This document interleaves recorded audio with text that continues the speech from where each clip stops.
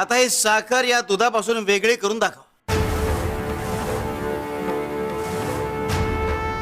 स्वामी अहो, ती साखर दुधात विरघळली, आता कशी बाहेर काढू मी? कसं शक्य आहे? अगं प्रपंच आणि परमार्थाचं या साखर विरघळलेल्या दुधाप्रमाणे असतं. दोन्ही वेगळं करता येत नाही. अगं स्वतः आम्ही सुद्धा प्रपंचात आहोतच की.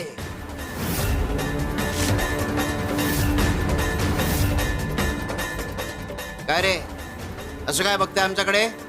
काय चुकीचं बोललो आम्ही? अरे फक्त लग्न केलं म्हणजे माणूस प्रपंचाशी बांधला गेला असं नसता. आता आपण सगळ्या विश्वात आलो, एकमेकाशी बांधले गेलो, एकमेकांच्या बोलण्याचा एकमेकांना परिणाम होतोय म्हणजे न कळतपणे आपण प्रपंचाशी जोडलं गेलो.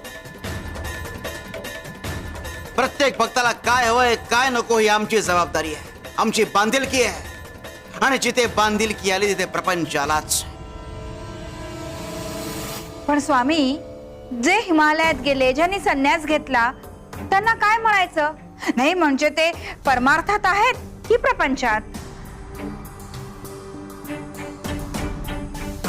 शिव शंकर शंभो.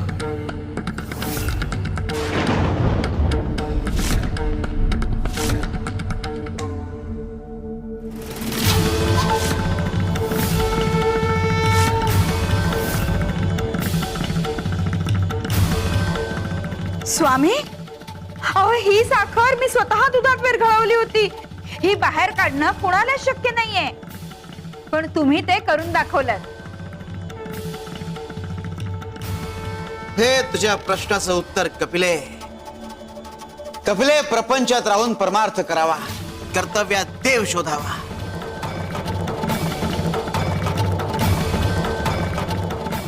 तेव्हाच आयुष्याची गोडी वाढते. शिव शंकर शंभो. श्री गणेशाय नमः. श्री गणेशाय नमः. श्री गणेशाय नमः.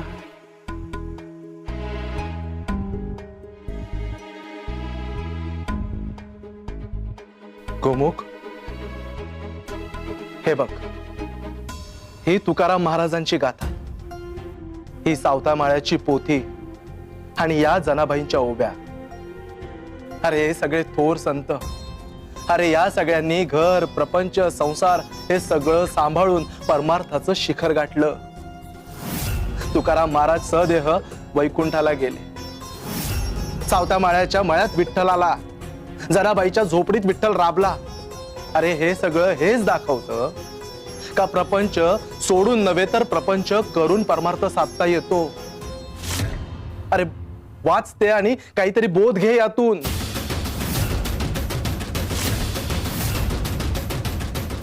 आता हे घ्या. हे काय? हे वाचा. हा ग्रंथ मी पूर्ण वाचलाय. यातील ऋषी मुनी साधू यांनी संसार सुख सोडून साधना केली आणि हाच माझा मार्ग आहे. तुमचा मार्ग तुमच्या ठिकाणी आणि माझा मार्ग माझ्या ठिकाणी.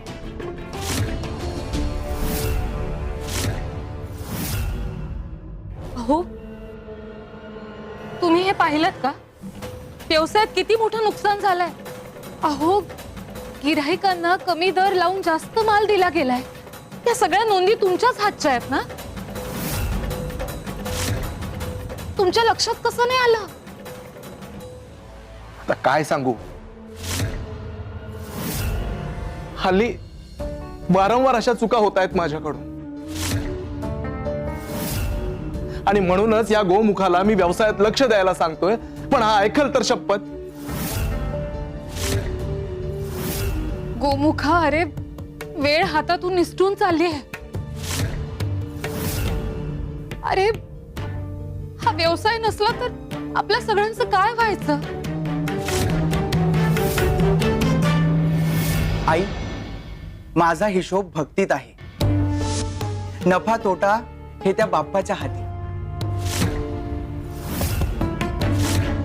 धनसंपत्तीचा लेखाजोखा हा माझ्या कामाचा नाही.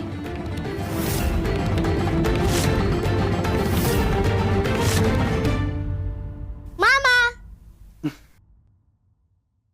आलोच.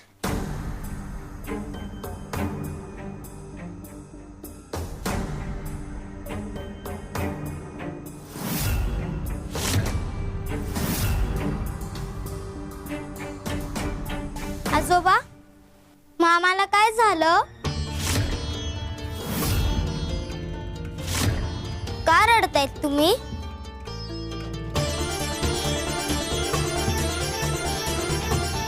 मी आहे ना तुमच्या जवळ. हो रे बाळा, आता तूच आधार आहेस हो आजी आजोबांचा. आणि तोवर मी आहेच ना व्यवसाय सांभाळायला. काही काळजी करू नका तुम्ही. तू किती दिवस सांभाळशील? आणि हा व्यवसाय स्त्रियांच्या खांद्यावर टाकून नाही चालायचा. त्यासाठी पुरुषच हवा ग.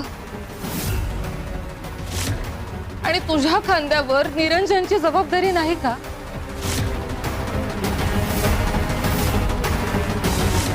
माझ्यावर विश्वास नाहीये लोकांचा, पण एक दिवस मी भाग पाडेन. या गोमुखाला प्रपंचात कसं ओढावं काही सुचत नाहीये. आता स्वामींनी जबाबदारी घेतली आहे ना, आता तेच काहीतरी मार्ग दाखवतील. आता स्वामींशिवाय दुसरा कुठलाही उपाय नाही. स्वामी, आमच्या व्यवसायाचं आणि गोमुखाचं भविष्य आता फक्त तुमच्या हातात आहे. आता तुम्हीच काहीतरी मार्ग दाखवा. श्री स्वामी समर्थ.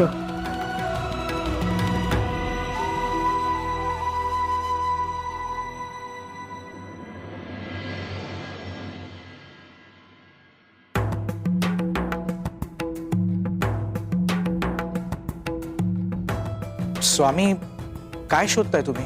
जास्वंदाचं फूल.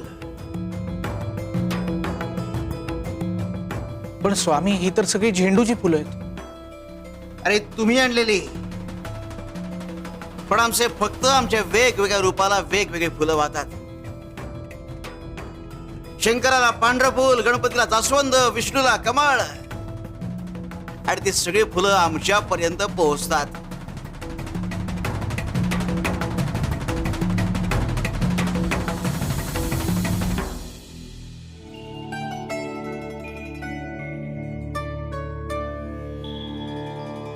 मामा, बाप्पाला हार घातल्यावर काय होतं?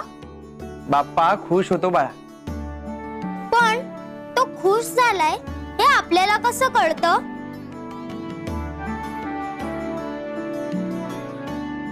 बाप्पा, तू खुश झालास का या हारामुळे?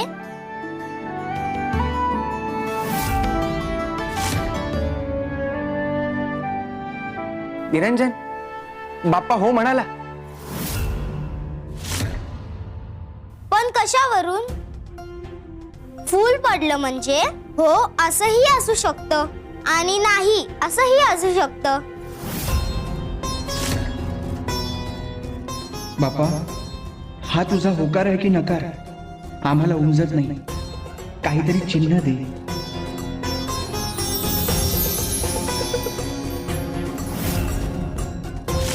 निरंजन,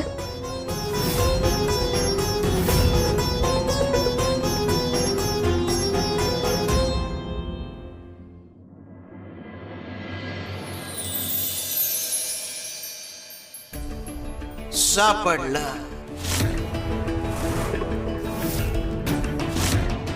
कपिले, हे घे फूल. आणि आम्ही काय सांगतो ते नीट ऐक. हे फूल घ्यायचं आणि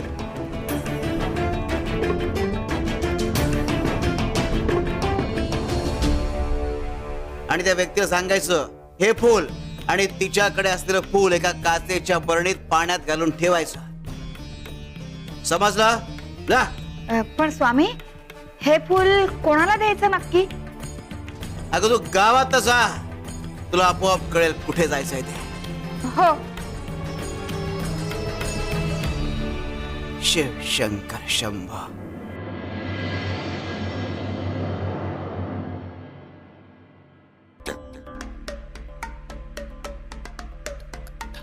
हा बुवा पण ना नेमकी अशी कामं आम्हाला देतो. आम्हाला तर वाटतं शिक्षा द्यायची ना नवीन नवीन पद्धतच शोधून काढतो हा बुवा. आता दिवसभर भटकत राहावं लागेल ते घर शोधण्यासाठी. फुल कुणाला द्यायचंय हे पण सांगितलं नाही. धडा शिकवायचा म्हणून काहीही युक्त्या शोधून काढतो.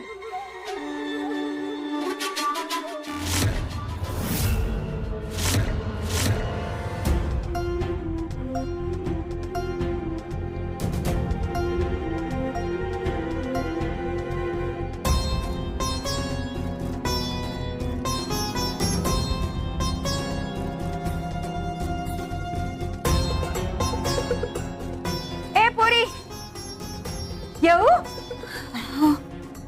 जास्वंदाचं फूल, हे फूल मला द्याल का? खरं तर पहाटे मला स्वप्न पडलं होतं. स्वामींनी आदेश दिला आहे की जास्वंदाची 2 फुलं घरी आण. मी गावभर शोधलं पण मिळालं फक्त एक, आणि दुसरं तुमच्याकडे आहे. देते की, पण हे फूल जर आम्ही तुला दिलं तर त्याच्या मोबदल्यात आम्हाला तू काय देणार सांग बघू.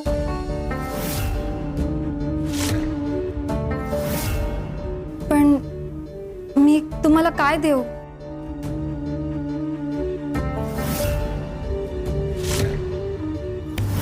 ही अंगठी आम्हाला दे आणि हे फूल घे.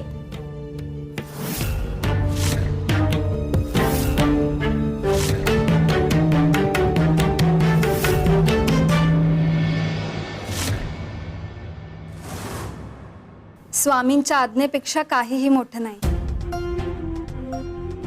हे घ्या.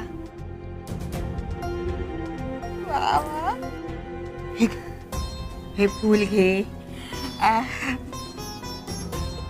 तसं हे फूल स्वामींनी तुलाच द्यायला सांगितलं होतं. मी फक्त वाहक आहे. हे आधी का सांगितलं नसेल यांनी? असो. काय ग, कसला विचार करतेस? नाही, काय नाही. मी स्वामींच्या आदेशाचं पालन करेन, काळजी नका करू. बर, येतो आम्ही. हा,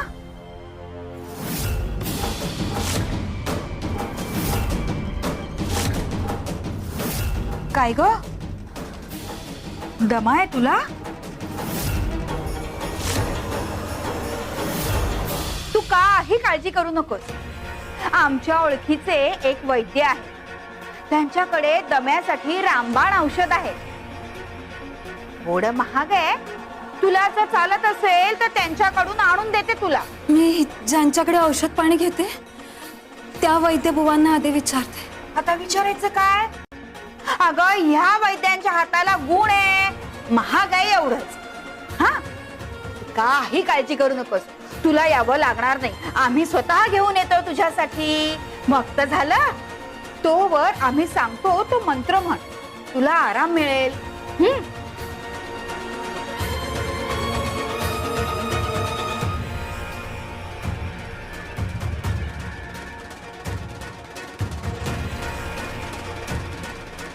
म्हणो मंत्र. आता ह्या बुवाची गादी आम्हीही चालवू शकतो. आमच्यातही असे गुण आलेले आहेत. बर, येतो आम्ही. हा,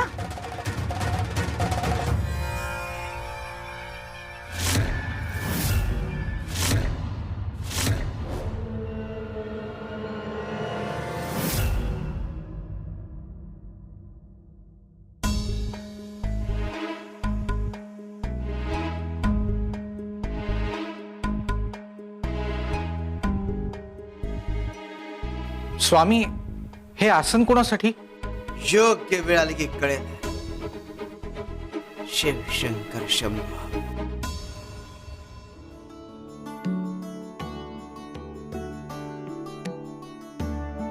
ही माझी मुलगी पालवी. तुला बघायला आलेत. खरं तर उद्या यायचं ठरलं होतं, पण आजच त्यांचं अक्कलकोटात काम आलं म्हणून थेट इथेच आले.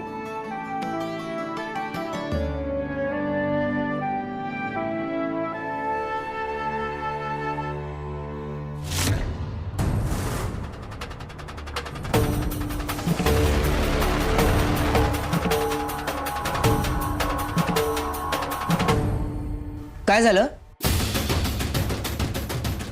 एवढा दम का लागला तुम्हाला? मला दम्याचा आजार आहे. काय? दम्याचा त्रास? तुम्ही ह्याबद्दल सांगितलं नाही मला. हाय, मी तुला सांगितलं होतं ना, घरी येणाऱ्या प्रत्येक स्थळाला माझ्या आजाराबद्दल सांग. लहानपणापासून आहे का? उपचार असूनही फरक पडत नाहीये का? नाही. माफ करा, पण मी हे लग्न करू शकत नाही.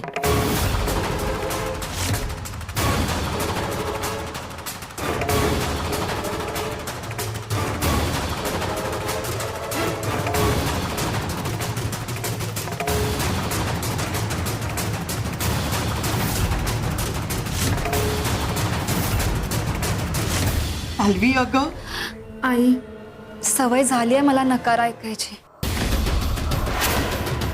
जबरदस्तीने काहीही होऊ शकत नाही. कपिले, अगे कपिले. काय स्वामी, तुम्ही दिलेलं जास्वंदीचं फूल मी त्या मुलीला देऊन आले. अगं तू उभी काय आहेस? बस इथे. मी हो, हे आसन तुझ्या करताय. बस इथे.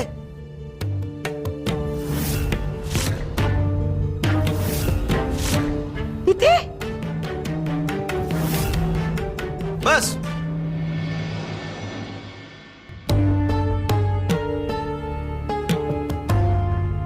कपिले, तू उत्तम काम करतेस. आम्ही तुझ्यावर प्रसन्न आहोत. अगं, आमच्या सगळ्या भक्तांमध्ये सध्या सगळ्यात उत्तम कार्य तू करतेस, म्हणून हा मान तुझा. मी आमचा वारसा पुढे चालवायला तू समर्थ आहेस.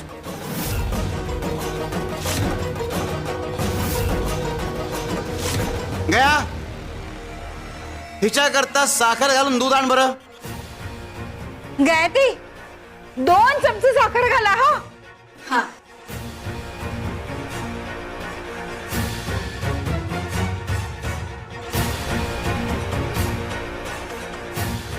देला. साखर घातलीये ना? हो, घ्या.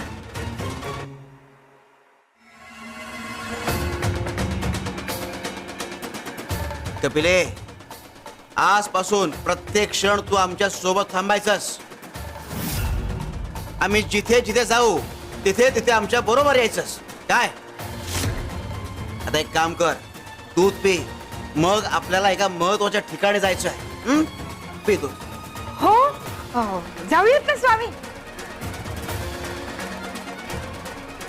कपिला माईंच्या आयुष्यातला हा अत्यंत अवघड दिवस असणार आहे. शिव शंकर शंभो.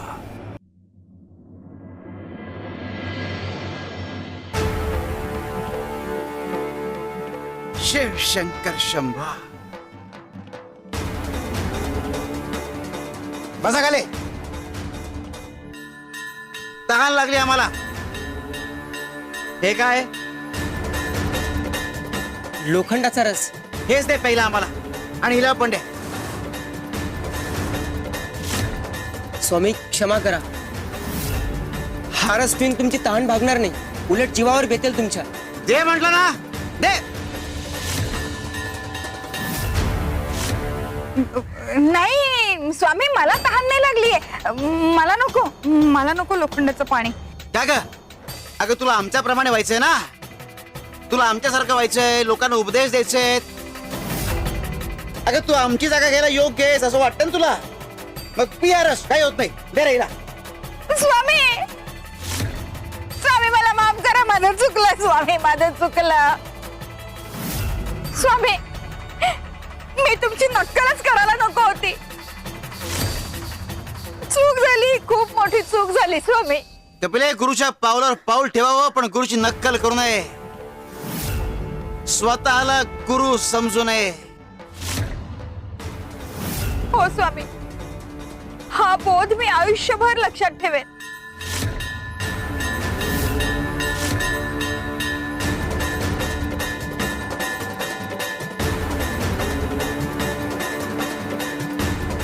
आणि तू रे लोखंड घडवतोस पण सोन्याची पारख नाहीये तुला. ही माझी मुलगी पालवी.